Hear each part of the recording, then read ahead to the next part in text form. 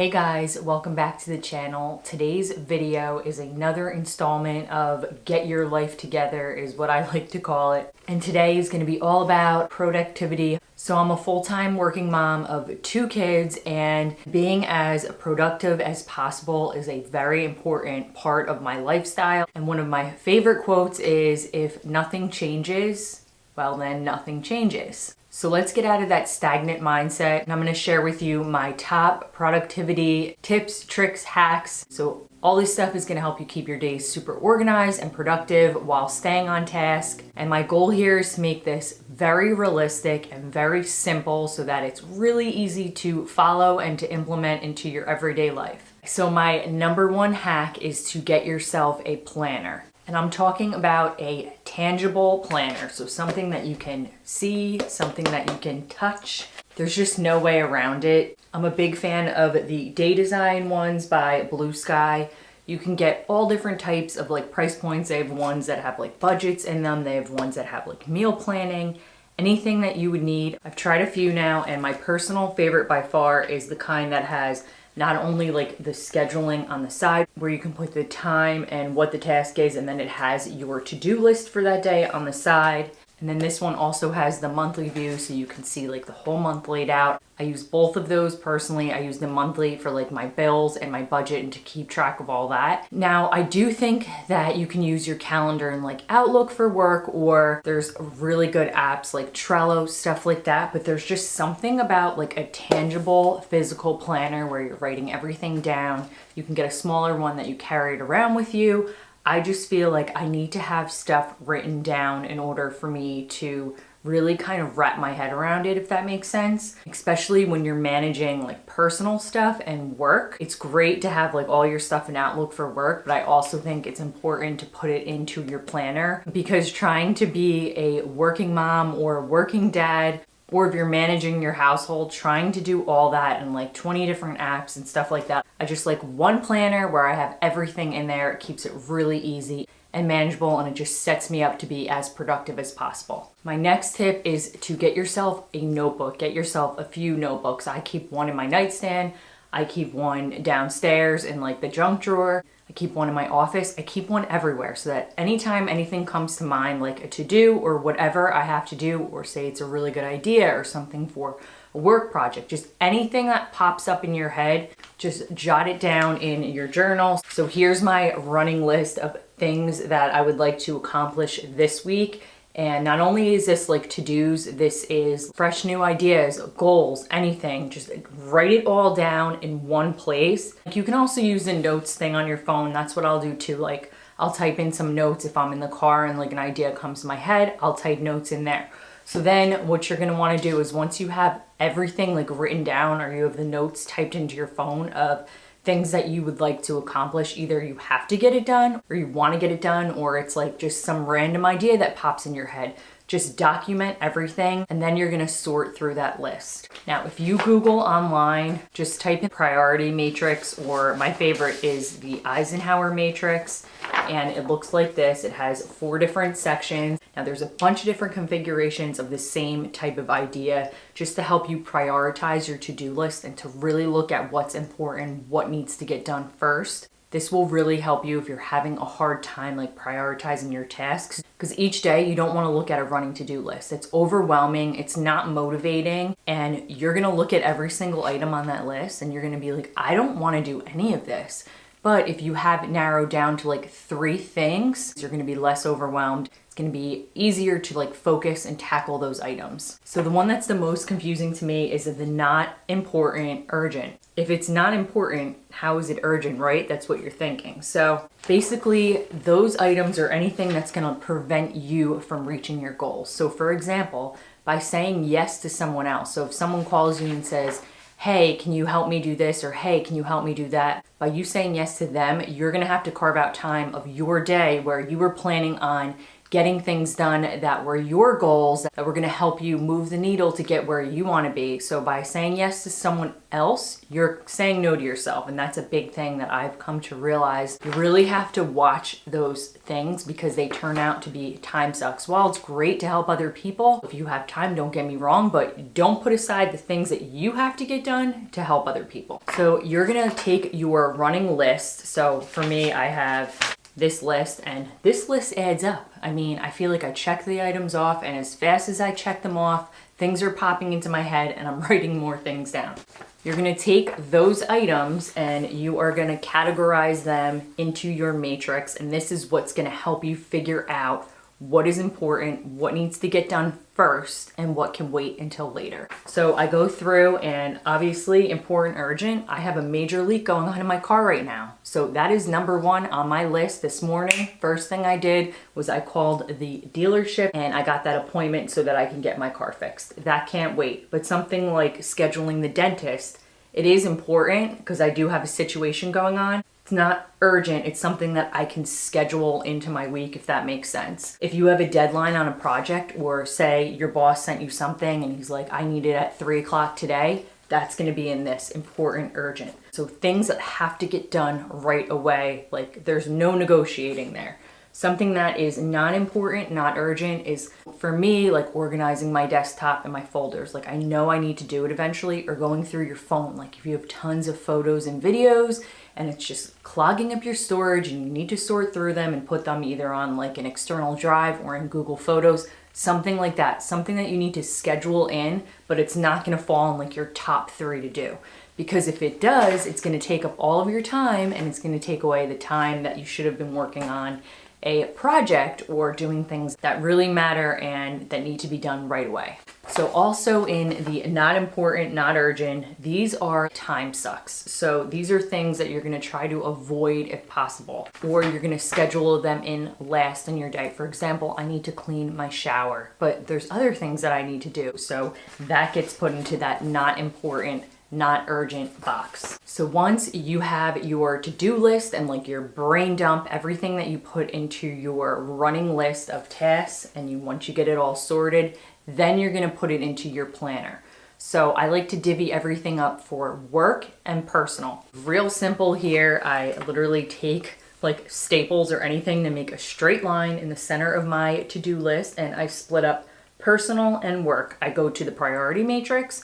I pull the top 3 from the urgent and important. I pop them into the top 3 spots for my personal and work for the day. Now, I am very careful not to put more than like 3 to 5 tasks for that day because it needs to be attainable. You don't want it to be overwhelming and you want it to be realistic. And I find like, boom, if I get through those 3, I'm like, all right, what's next? And I'm motivated. I don't want to put too much on and set myself up for failure. So I like to make it super realistic. Down at the bottom of my list, I add in things that can be done later or that aren't as urgent. Now, I do want to get these things done, but today I know that they are not top on my priority list. So if I can get things done that are, I can move on to those. And on the other side of my planner, I have my time blocks. I'm not gonna show you like my personal work calendar here because it has specific details of meetings and stuff like that. But I put in the time. So if like I have a 9:30 meeting, I put it in. I also highlight everything for work with a green highlighter and everything for personal. So like doctor's appointments, things that are personal that need to get done or that have a specific time slot, I put them in pink. It's an easy way for me to keep track of. And if you're thinking like, whoa, Heather, that's pretty intense or that's a lot, for me, that's the way my brain works, and it just makes it easier for me because I have a lot going on, trying to work, have the kids, the household. I work from home, so it's a lot, and I like to keep things as organized and as neat and as just clean and clear to my brain as possible. Another thing that I would highly recommend doing is to plan to be productive. So what you would want to do is, say the task is that you need to get done, say you're working on an art project or you're working on a house project or whatever it is. Schedule your time for like 30, 45 minutes. I feel like some of the items on my list, I don't want to do. And if I know that I don't have to work on them for that long, I'll be less likely to try to multitask, which your brain really can't do because you're quickly kind of bouncing back from task to task and it's taking you twice as long to get something done.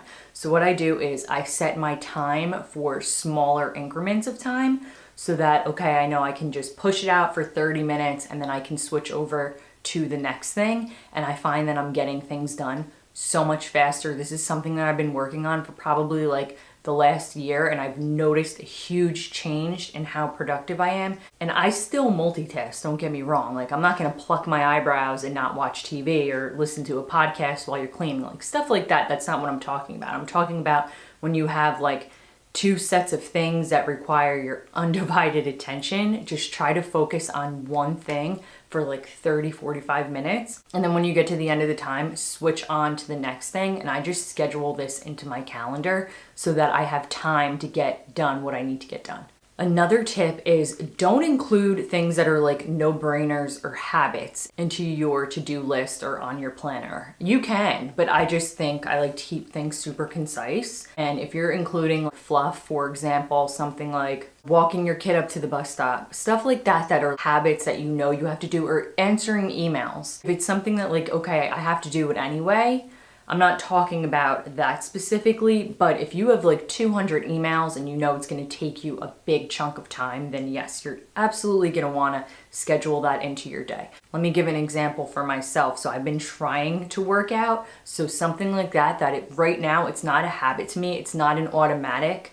For me to get it done, I know that I'm going to have to schedule it in. Like, I know I'm going to have to write it down, like exactly what I'm gonna do for me to actually do it. I find that that's what helps me to achieve that goal of working out.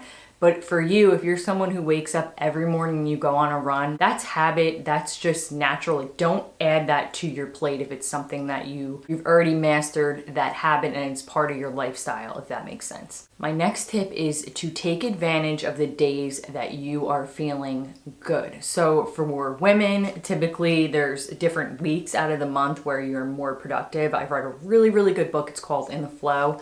I will put it down below if you want to check it out, but it's basically how to hack your life. It's like biohacking, I guess it's called. Anyway, it's a whole nother subject, but I find that it really helps as far as setting your expectations for how productive you're going to be certain days of the week versus others, if you know what I mean. So take advantage of those days where you're feeling the most productive and take advantage of the times of the days. So if you know you're the type that if you don't get up and do what you need to do first thing in the morning, you are not going to get it done, then get up, schedule to bang those things out before you gas out early, or you run out of energy and you're just done for the day. Or if you're better at night, what I'm saying is like, don't force yourself. So if you know like in the morning, you can't just get it, but you're better in the afternoon and you're better at the evening, then plan that out. Don't force like what you're not feeling. I try to take advantage of the times of days where I know that I am the best, or like there's certain hours of the day that are easier for me to get things done that I want to get done. Like, don't fight with time. If you have kids and their nap schedule or whatever, like don't try to get something major done where you're going to be set up for disappointment because you're not able to get anything done. Wait for either daycare or your spouse to come home or someone else to watch them to try to tackle that, because you're just going to get frustrated and you're going to lose motivation and you're not going to want to do it at all. I've been there so many times. So I try to plan things out that are easy for me to get done while the kids are home versus the things where I know I can't get it done if the kids are there. Another thing that is huge is set time limits on your phone. So look at your phone and you go into settings, and I'm going to show you.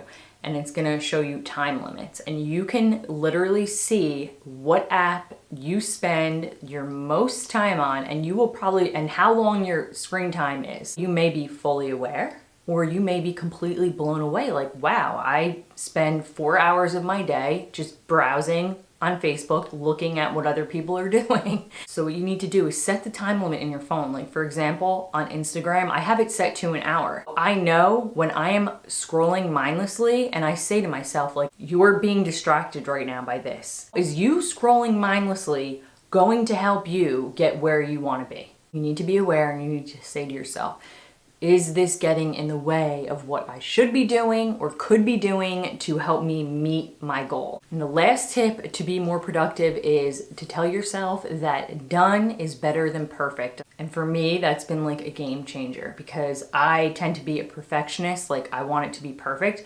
Well, if I keep obsessing over that, then it's not going to get done.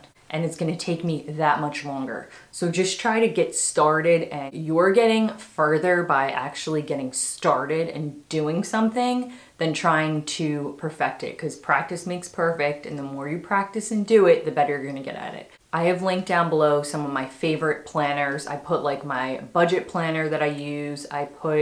There's like some really cool meal planners. I'm a big fan of like stickers and stuff like that. I find that it helps me stay motivated and productive. I don't know why, I like it. I like pens, I like highlighters. I put it all down below if you want to check it out.